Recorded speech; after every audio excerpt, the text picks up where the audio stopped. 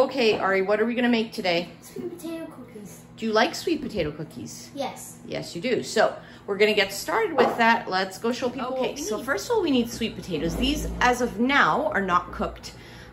Typically for this recipe, I either bake them in the oven and they're leftovers in the fridge, or I steam them in the Instapot. It's the only time I use pretty much steamed orange sweet potatoes because they really get very watery and mushy, I find, in the Instapot. It's not my favorite way to cook them, but it works great for this recipe. So I typically use about 4 to 4.5 pounds, and the reason I know that is because I just weigh them. I usually don't. I usually just put my steamer basket in my Instapot. I'll fill it with water on the bottom a little bit, maybe half to 1 cup. And then I fill it completely full with the sweet potatoes. I'll show you that in a minute. We need rolled oats. We need, what else, sorry? What's that over there? Vanilla. Yeah, and cinnamon. Yep, and you can also use vanilla powder. We also need some parchment paper. And I'm gonna turn these into cookies. The immersion blender, thank you, and a big bowl. We'll and mainly an Instapot. Yeah, mainly an Instapot. So let's get started. I'm going to just go ahead and fill half to 1 cup of water in the bottom of these. Now I'm just gonna load this thing up. So I try to usually tuck these down a little bit so they don't get stuck. Do you wanna help me? It's a little, like, you kind of have to be strategic about it to get them all in. We might have to repack if there's a problem. Is that all of them? Okay, yeah. We might be fine. So you kind of want to try and stay below that max line, but I actually find it's pretty okay. So it's like completely filled. That's my benchmark. This is a very forgiving recipe, so if you do a little more, a little less, sorry, that's my microwave, finishing up with something else. That's one of my tips is once you're in the kitchen, do a whole bunch of things at once. So I've cooked some quinoa, I've cooked some potatoes, I've put veggies on for my husband. I have rice and beans cooking right now. And those are bananas thawing for another batch of bars we're making. So now we need to cook these. Can you turn it and close it completely? Great. And then we want to make sure that this is set. Nope. We want to set it to sealing all the way to the back because we want it to come to pressure, right? Can you hit pressure cook, Ari? It's the only setting besides yogurt that I use. And put it up to 45 minutes. I want these really soft, so I'm not worried about overcooking them at all. Great, so we're just gonna let that cook and then we'll be able to use them and finish up our recipe. What about the oats? Oh, we'll add them later, yeah. Okay, so my Instapot is released. This has fallen down and I can easily unlock it. So the sweet potatoes are done and they've just gotten nice and squishy. You'll see how much they've shrunk down. It's totally fine. So I'm just gonna take these and dump them skin and all, although I'll clean them up a little bit here. Take that off. But skin and all into my giant silver bowl and I'll show you what I do with them. All right, so since I'm impatient, I don't wanna wait for them to cool. I just wanted to show you, I'm just lifting them with tongs because they're really too hot to grab. I don't just wanna dump the whole pot because there's quite a lot of liquid in here and I don't really wanna use that. I could also kind of try to drain it in the sink first, but this is just the easiest. So these are all filled up and I'm gonna just like kind of rip off the ends of the skin that are kind of gross. I probably should have cut them off before, but again, I'm pretty lazy with cooking, just trying to get in and out of the kitchen as fast as I can. And what I'm gonna do is actually puree this. So I'll show you, I'm just gonna we could take it over right now. I'm gonna throw in a bunch of vanilla, probably like 2 tablespoons worth, something like that. More the merrier for vanilla, it just adds so much flavor. And for this recipe, I actually had quite a lot of cinnamon because the sweet potatoes have a strong flavor. This sort of ends up tasting a lot like sweet potato. I mean, sweet potato, of course it does. Like pumpkin cookie sort of, or pumpkin pie flavor. So I had quite a lot of cinnamon. And now I'm just gonna take my immersion blender and I'm gonna go ahead and puree this skin and all. I used to peel them for this recipe and then I discovered my kids and husband actually totally don't mind if I just puree the peel. In fact, my husband thought it tasted even better. It's extra fiber, extra nutrients, and less work for me, so that's how I'm gonna do it today. Okay, so I've totally pureed that with the spices, well, with vanilla, cinnamon, and the sweet potato, and we're just gonna stir in some rolled oats here.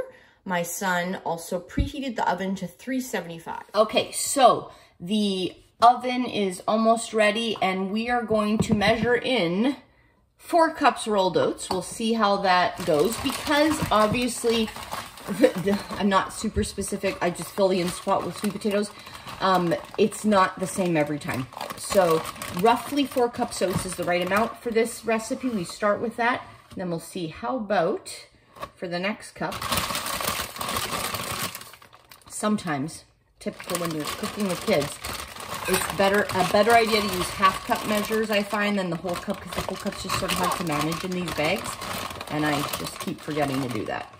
So, yep, exactly. I think Laurie seems to do fine with whole Yeah, it's tricky to like pull it out of the bag. So and I'm okay with it. Yeah, it's fine, but I'm just saying, smaller cups sometimes. I think, yeah, I have better to do more. It's kind of difficult. It is a little hard in these to navigate. But I guess the pro, the bigger you get, the easier it is. Yes, it's true. And as you just have lots of practice in the kitchen, things get easier. So that's 3. We're gonna finish that up, stir it in, and we'll see how we're doing for texture at that point. So this is what it looks like with 4 cups of oats. I don't know how well you can see that. It's a little on the loose side. So I think I'm gonna add just a little more oats, maybe another half cup. Sometimes I also add in some ground flaxseed. I usually like giving that to the boys raw. I don't know if the baking does anything to it. I'm just baking it at 375, but something to throw it in. They actually really like the taste, the nutty taste of the ground flaxseed, so you can add that as well. We could put it in now. Yep, maybe. I'm gonna stir in a little bit more oats first of all, and then we'll start scooping. So because I'm probably gonna be touching the batter, I'm actually wearing these just plastic gloves.